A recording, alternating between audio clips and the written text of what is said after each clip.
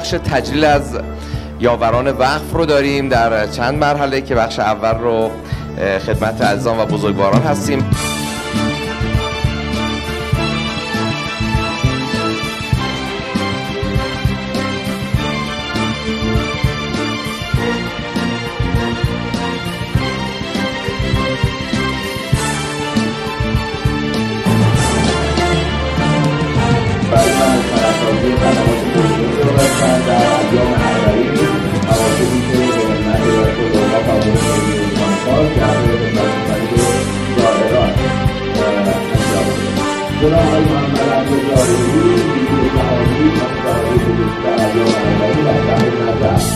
جناب آقای دکتر مهدی مردانی، نیروی جهادی، هماهنگ کننده موضوع درمانی، سلامات بفرستید لطفاً.